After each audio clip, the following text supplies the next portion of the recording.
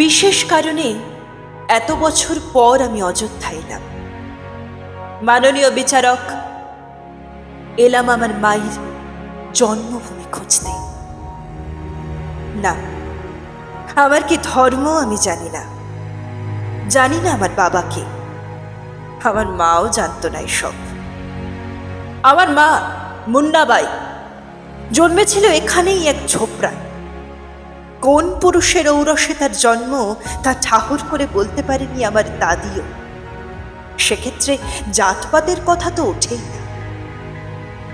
মা শুধু জানতো কি তার মা।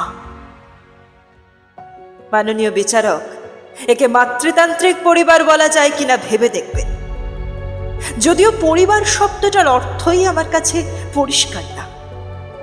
বরং শুনুন, বালক বয়সে বিনা টিকিটে ট্রেনে চড়ে বসার আগে কি আমি দেখেছিলাম ভালো মনে নেই আমার। তবু সেই জলহীন, আলোহীন, পয়ঃপ্রণালীহীন খুপচি ঝোপড়া, ভিখিরি, জোচ্চোর, দাগি, মাতাল আর কোনো কোনো মধ্যরাতে আচমকা হুইসাল।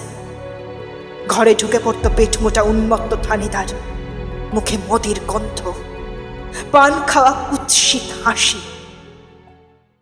মা আমাকে ঠেলে বার করে দিত।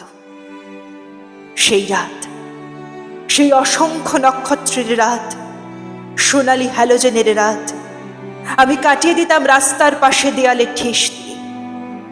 অভিজ্ঞতা থেকে আমি বলতে পারতাম যে কতদিন পর থেকে মা আবার শুরু করবে বমি। ব্যাস, এই তো সব। অযোধ্যা ছেড়ে আসার পর আমি কি করি তা এখানে প্রাসঙ্গিক নয়। মাননীয় বিচারক, আমি শুধু শুনেছিলাম যৌবন থাকতে থাকতে এই ঝোপড়া থেকে দালান, তা থেকে শীষমহল পর্যন্ত পৌঁছাতে পেরেছিল আমার মা।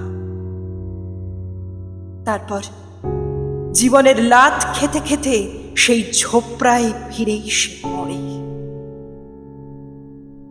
চোখ ঝাপসা হয়ে ওঠার জন্য মাফ করবেন, কিন্তু এত বছর পর মায়ের জন্মভূমি খুঁজতে এসে কি আমি দেখলাম।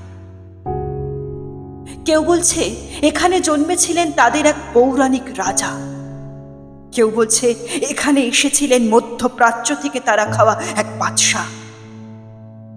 আমি জানি না পৌরাণিক কোনো চরিত্রের পক্ষে জন্ম নেওয়া আদৌ সম্ভব কিনা।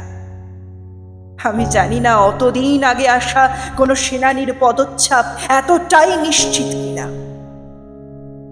কিন্তু আমি জানি আমার মা এখানে জন্মেছিল, এখানে। কেননা আমিও যে জন্মেছি এখানে। আমার এন্তেকালের ভয় নেই, আখেরাতের লোভ নেই, মন্দার বা অমৃত আমাকে আকৃষ্ট করে না। শুধু এই ঝোপড়ার জন্য, এই জন্মভূমির জন্য আমার রোজা, আমার উপবাস, অষ্টপ্রহর প্রার্থনা, 5 ওয়াক্ত নামাজ।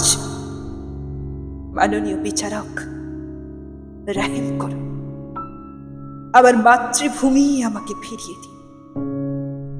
ফিরিয়ে দিন আমি মরিয়া হয়ে উঠবার আগেই।